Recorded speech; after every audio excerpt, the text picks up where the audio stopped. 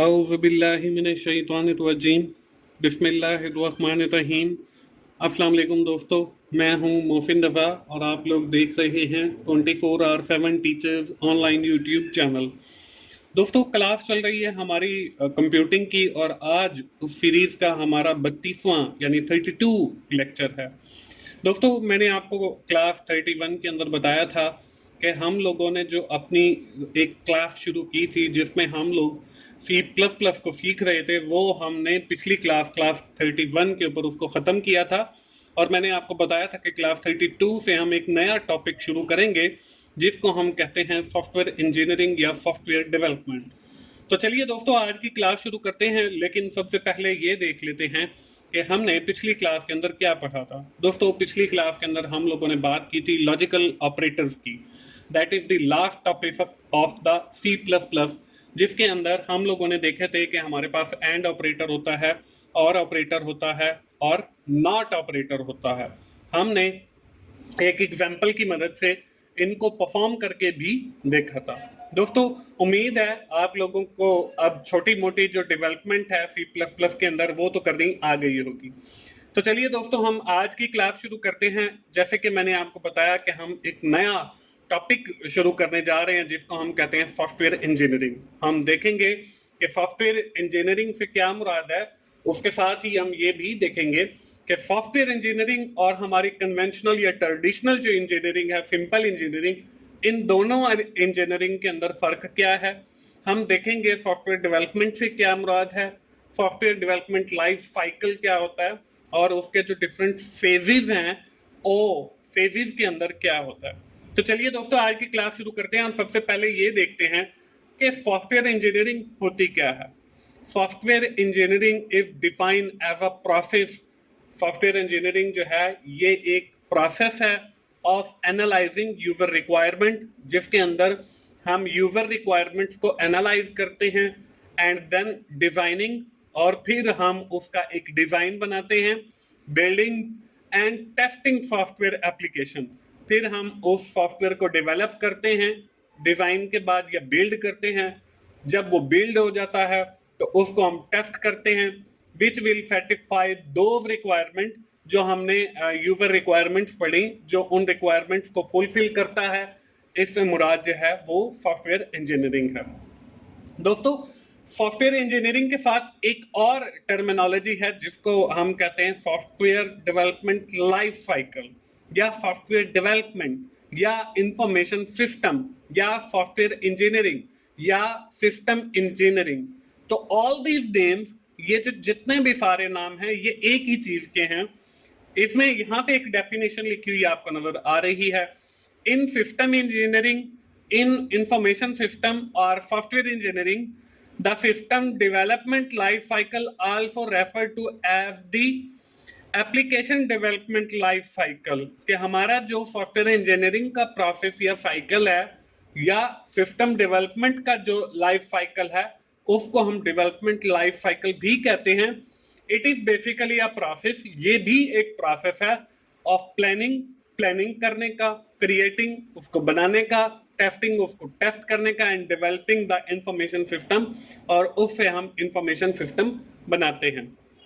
दोस्तों, इस life cycle के अंदर जो है आपको एक तस्वीर नजर आ रही है, जिसमें देखें आपको सबसे पहले नजर आ रहा है कि रिक्वायरमेंट्स हैं, फिर हम सिस्टम को एनालाइज करते हैं, फिर हम एक डिजाइन बनाते हैं, फिर हम कोड करते हैं, उसको डेवलप करते हैं, और डेवलप करने के बाद जो है हम उसको अपडेट भी करते रहते हैं अगर उसमें कोई चेंजेस रिक्वायर्ड है। उसके बाद हमारे पास जो है एक सॉफ्टवेयर प्रोडक्ट की सूरत में बन जाती है, यानी कि सॉफ्टवेयर बन जाता है, और इस होल चीज को हम सॉफ्टवेयर इंजीनियरिंग कहते हैं। और इस पूरे साइकिल को जो है हम लोग सॉफ्टवेयर डेवलपमेंट लाइफ साइकिल करते हैं। दोस्तों, सॉफ्टवेयर डेवलपमेंट लाइफ साइकिल के हवाले से हमारी डिस्कशन आज इसी क्लास के अंदर जारी रहेगी, और अगली स्लाइड्स के ऊपर भी हम इस पूरे साइकिल को विद इन डिटेल भी मैं आप लोगों के साथ शेयर करूंगा। अभी फॉर द टाइम बीइंग जो है हम ये देख लेते हैं कि सॉफ्टवेयर इंजीनियरिंग और हमारी जो नॉर्मल इंजीनियरिंग है, इनमें फर्क क्या होता है।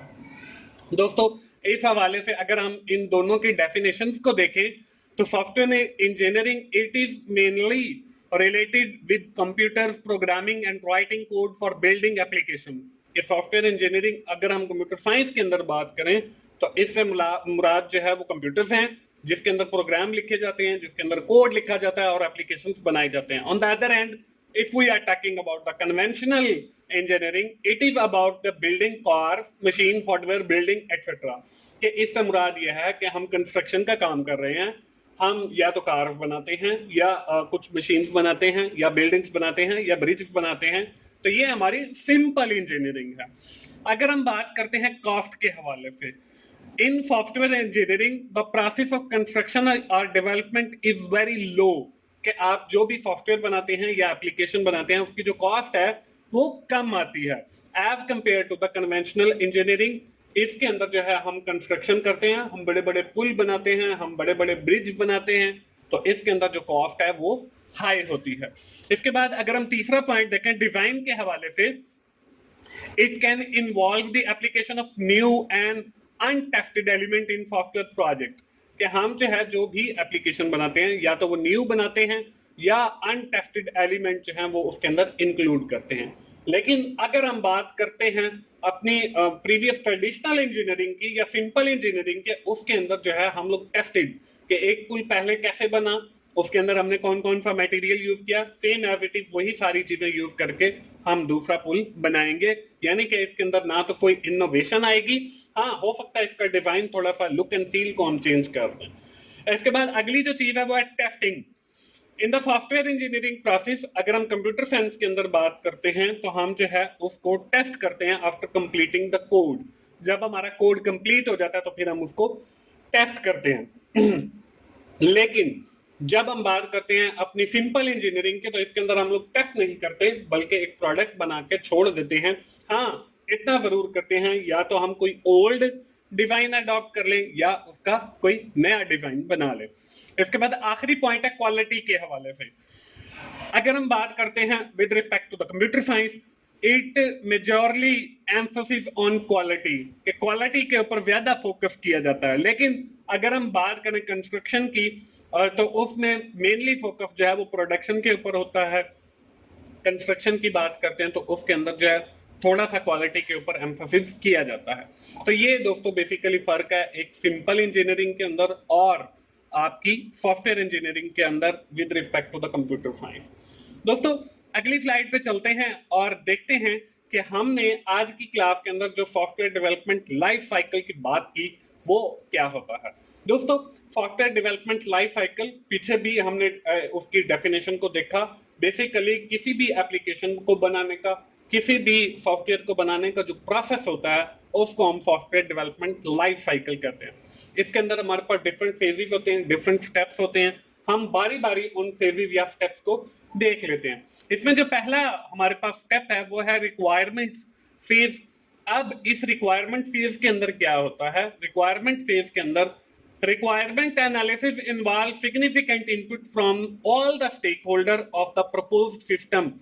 कि हमारा जो सिस्टम बनाने जा रहे हैं उसके जितने भी स्टेक होल्डर हैं, फॉर एग्जांपल हम हॉस्पिटल का एक सिस्टम बनाने जा रहे हैं तो हॉस्पिटल के अंदर जो डॉक्टर हैं these are also stakeholder of that system. उसके अंदर जितने भी एम्प्लॉइज हैं या जितने भी मेडिकल सुपरिटेंडेंट हैं या जितने और डिफरेंट किस्म के डॉक्टर्स हैं, हर काम के लिए गायनी का डॉक्टर है या मेडिसिन का डॉक्टर है या आपका न्यूरो का डॉक्टर है या आपका किडनी का डॉक्टर है, ये सारे जितने भी डॉक्टर्स हैं ये स्टेक होल्डर हैं। और आपके वहां पे क्लास 4 भी एम्प्लॉइज हैं, वो भी स्टेक होल्डर हैं। आपके वहां पे एडमिनिस्ट्रेशन स्टाफ भी है, वो भी आपका स्टेक होल्डर है। तो हम जब भी कोई सिस्टम बनाएंगे तो जितने भी हमारे उस सिस्टम के स्टेक होल्डर हैं हम उन सब से इनपुट लेंगे, इंफॉर्मेशन लेंगे कि कैसे ये सिस्टम वर्क करेगा। तो इसको हम कहते हैं बेसिकली रिक्वायरमेंट फेज के हम रिक्वायरमेंट्स गैदर कर रहे हैं। और all these requirement gather from the stakeholder put into the document. अब उस डॉक्यूमेंट को हम क्या कहेंगे, SRS यानी सॉफ्टवेयर रिक्वायरमेंट स्पेसिफिकेशन, जिसके अंदर जितने भी स्टेक होल्डर हैं उनसे रिक्वायरमेंट्स लेकर लिखी जाती हैं। दोस्तों आप अगर कंप्यूटर साइंस के स्टूडेंट हैं तो आप आखिरी सेमेस्टर या सेकेंड लास्ट सेमेस्टर के अंदर आपका एक प्रोजेक्ट आएगा तो उसके अंदर भी आपने रिक्वायरमेंट फेज के ऊपर SRS बनाना होगा। तो जब हम उस स्टेज पे पहुंचेंगे तो इंशाल्लाह वो भी मैं आपको सिखाऊंगा कि कैसे बनाते हैं। फॉर द टाइम बिंग आप रिक्वायरमेंट फेज को देखें। इसके बाद है डिजाइन फेज। अब डिजाइन फेज के अंदर हम लोग क्या करते हैं, design involve creating a plan for the construction the proposed system, कि हम जो है उसके लिए एक प्लान क्रिएट करते हैं कि कैसे बनाएंगे। It is in the design stage the internal structure of the software system is established, कि उसका internal जो structure है वो हम define करते हैं। The design document describes the functionality of the system, हमारा जो डिजाइन डॉक्यूमेंट है वो हमारे उस सिस्टम की जो फंक्शनैलिटी है कि ये सिस्टम क्या परफॉर्म करेगा, ये हमारा डिजाइन फेज के अंदर आता है। इसके बाद आगे फर्दर जो है हमारे पास इम्प्लीमेंटेशन स्टेज है या इम्प्लीमेंटेशन फेज है। Implementation involve the actual writing of program, कि हमने जो डिजाइन बनाया उसका एक्चुअल कोड या प्रोग्राम लिखेंगे। क्रिएशन ऑफ डेटा फाइल्स, हम उनकी डेटा फाइल्स बनाएंगे।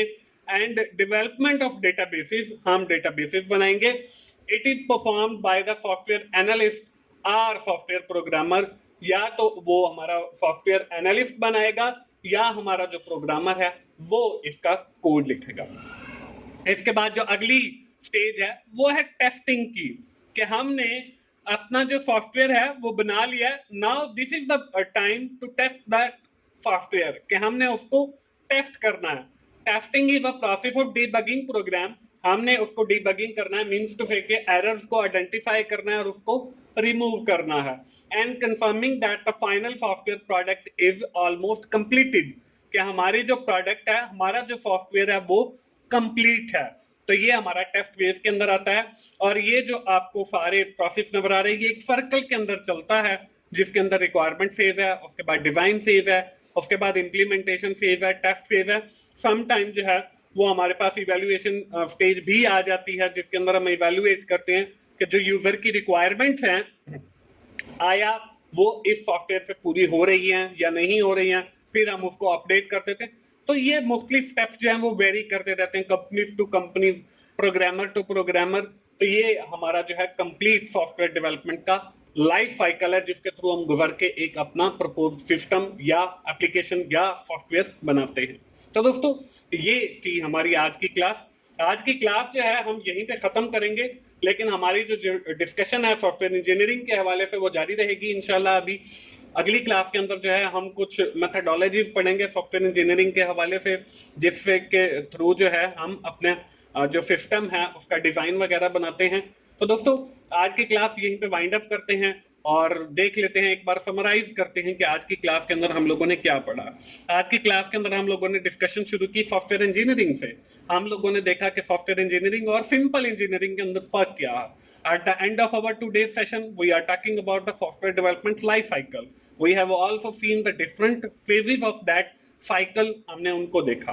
दोस्तों आखिर में ये कहूंगा कि अगर आपको मेरी वीडियो अच्छी लग रही हैं तो आप उन्हें लाइक कीजिए, अपने दोस्तों के साथ जरूर शेयर किया करें जिनका ये सब्जेक्ट है, और मेरा चैनल 24/7 टीचर्स ऑनलाइन जरूर सब्सक्राइब कीजिए, ताकि मेरी हर आने वाली वीडियो आप लोगों तक पहुंच सके और आप उससे सीख सके। दोस्तों मिलते हैं अगली कंप्यूटिंग की क्लास में, उस वक्त तक के लिए अल्लाह हाफिज।